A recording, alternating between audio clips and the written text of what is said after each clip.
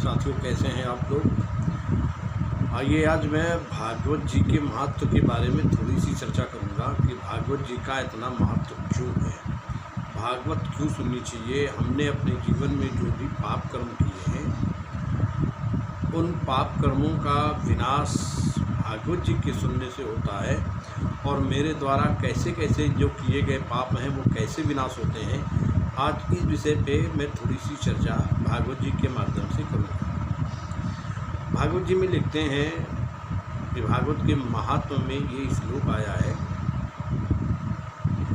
सबसे पहले 2 मिनट भगवान की प्रार्थना करते हैं। श्री कृष्ण गोविंद हरि मुरारी हे नाथ नारायण वासुदेवा।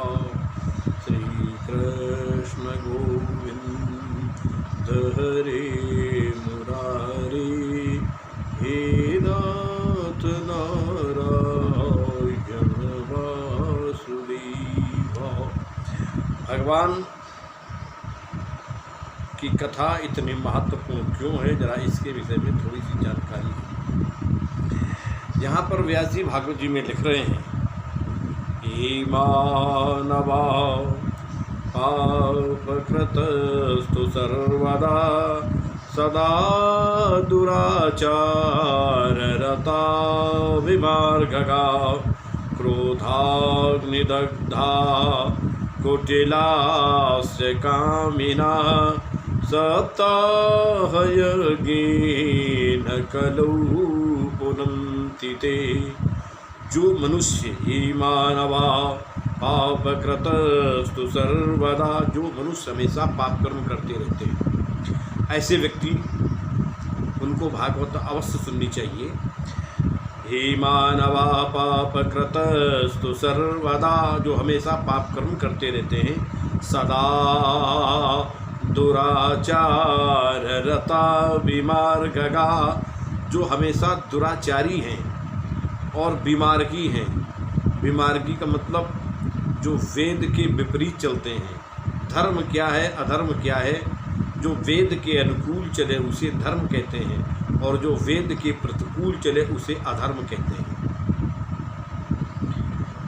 सदा दुराचाररता विमार्गगा, जो हमेशा दुराचारी हैं और विमार्गी हैं, यानी कुमार्ग पे चलने वाले हैं। क्रोधाग्निदग्धा, जो बड़े कुटिल हैं, क्रोध में जले जा रहे हैं, कुटिल भी हैं, क्रोध में जले जा रहे हैं। क्रोधाग्निदग्धा कुटिलास्य कामिना, और बड़े कामी हैं। जो क्रोध में जले जा रहे हैं, बड़े कुटिल हैं, बड़े कामी हैं। ऐसे व्यक्ति जिनके अंदर ऐसे ऐसे दुर्गुण हैं, अगर वो 7 दिन की भागवत सुन लेते हैं, सप्ताह यज्ञेन कलौ पुनन्ति ते, अगर वो 7 दिन की भागवत सुन लेते हैं तो ऐसे व्यक्तियों का निश्चित ही उद्धार हो जाता है। ये बात हमारी भागवत जी कह रही है। अब देखिए आगे इन दोषों के अलावा आगे का वर्णन हमारे व्यास जी भागवत जी में लिख रहे हैं। सत्येन ना पितमात्र दूषिका, सत्येन ना पितृमात्र दूषका, तृष्णाकुलाश्चाश्रम धर्म विवर्जिता, तृष्णाकुलाश्चाश्रम धर्म वर्जिता, एदम्भिका मत्सरिणोऽपि हिंसिका, सप्ताहयज्ञेन कलौ पुनन्ति ते। जो व्यक्ति सत्य से हीन है, यानी जो कभी सत्य ही नहीं बोलता।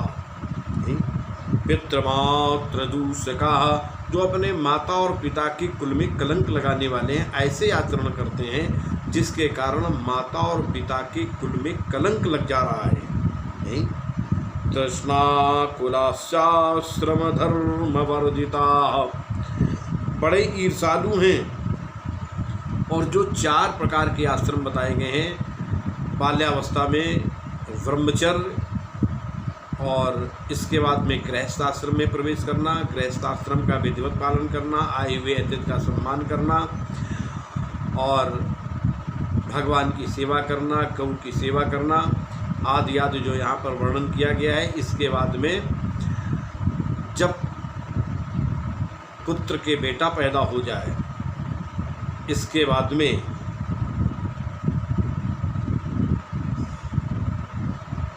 घर का त्याग करके जंगल में भ्रमण करने लगना और अंततो गत्वा संन्यास ले लेना।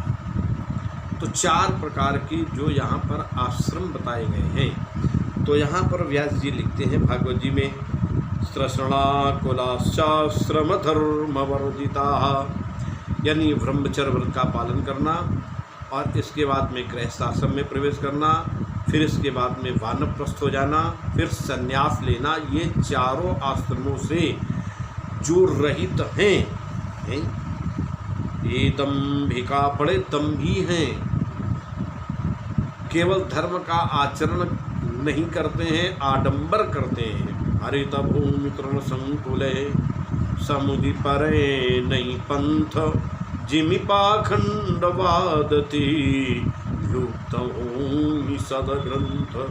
जैसे बरसात के महीने में जगह जगह घासें उगाने से वास्तविक मार्ग दिखाई नहीं देता है, ऐसे ही कलयुग में तमाम पाखंडियों के उदय हो जाने से धर्म का मार्ग लोप हो जाएगा। जो केवल धर्म का दिखावा करते हैं, आडंबर करते हैं, वास्तविक आचरण नहीं करते हैं, वो दम्भी हैं। ऐसे दम्भी व्यक्ति मत्सरणोपि हिंसिका, और दूसरे की हिंसा करने वाले हैं, ईर्ष्या करने वाले हैं, चुगली करने वाले हैं, हिंसा करने वाले हैं। ऐसे व्यक्ति भी सप्ताह यज्ञेन कलौ पुनन्ति ते, अगर वो श्रीमद् भागवत की 7 दिन की कथा सुन ली तो उनका उद्धार हो जाता है। किसी भी जीव की हिंसा ना करना, ये बहुत बड़ा धर्म कहा गया है। जो व्यक्ति किसी जीव की हिंसा नहीं करता है, वो अगले जन्म में बहुत सुंदर रूप लेकर के पैदा होता है। ऐसा भी मैंने पुराणों में पढ़ा है। अब अगला देखिए, अगर इन पापों के अलावा हमारे व्यास जी ने और वर्णन किया है कि जो जीवन में और पाप हो जाते हैं, बोले वो कैसे हैं।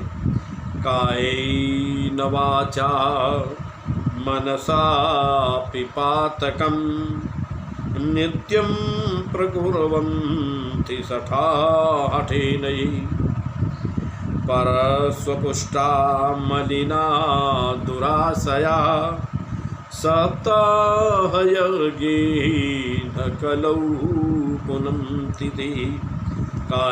कायेन वाचा मनसा विपातकम, जो व्यक्ति वाणी से, मन से और शरीर के द्वारा जिनसे पाप कर्म हो जा रहा है, शरीर से, वाणी से, मन से जिनके द्वारा पाप कर्म हो रहा है, नित्यम प्रकुर्वन्ति सठा हठेनयि, हठ पूर्वक जो निश्चय करके पाप कर्म किया करते हैं और जिनके मन हमेशा पाप में लगे रहते हैं, मन बड़े दूषित हैं, मन में हमेशा पाप कर्म का ही चिंतन किया करते हैं, ईश्वर के चिंतन के अलावा पाप कर्म का ही चिंतन होता रहता है। ऐसे पातकी व्यक्ति भी, मलिन व्यक्ति भी, जो कभी ईश्वर का चिंतन ना करते हुए केवल अधर्म का ही चिंतन करते हुए अधर्म का ही कर्म करते हैं, ऐसे महान पापी व्यक्ति भी अगर 7 दिन की श्रीमद् भागवत की कथा का श्रवण कर लें, सप्ताह यज्ञेन कलौ पुनन्ति ते, अगर केवल 7 दिन भागवत की कथा सुन लेते हैं तो उनका भी उद्धार हो जाता है। देखिए, भागवत जी वो कथा है, भागवत वो परमहंस संहिता है, 18,000 श्लोकों वाली श्रीमद् भागवत। ये वैराग्यदायिनी है, पुण्य प्रदान करने वाली है, विष्णुलोक प्रदान करने वाली है और धर्म अर्थ काम मोक्ष हर प्रकार के वैभव को प्रदान करने वाली ये श्रीमद् भागवत की जो पावन कथा है, इसका जीवन में अवश्य ही श्रवण करना चाहिए।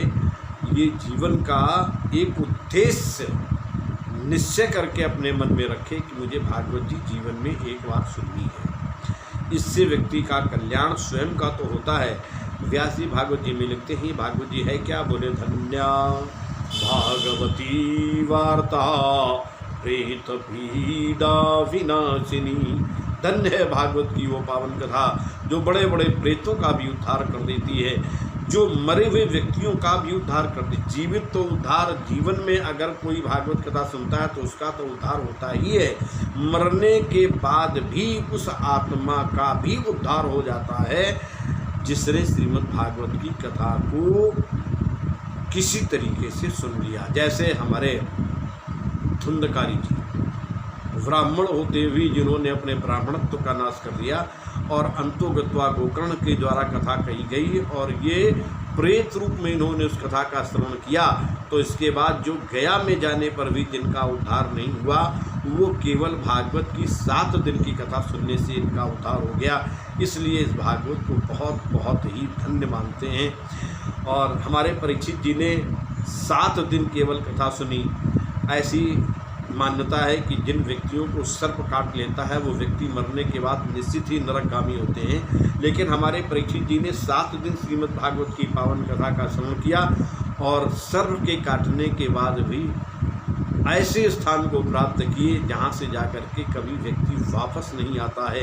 यत्र गत्वा न निवर्तन्ति तद्धाम परमं मम। जहाँ जाकर के जीव की पुनरावृत्ति न हो वो वैकुंठम योग दुर्लभम, जो वैकुंठ योगियों के लिए भी दुर्लभ है वो प्राप्त कर लेते हैं। इसलिए इस महापुराण को अवश्य सुनना चाहिए, इनका बहुत बड़ा महत्व है। बस आज इन्हीं शब्दों के साथ में मैं अपनी वाणी को यहीं पर विराम करता हूँ। नमस्कार।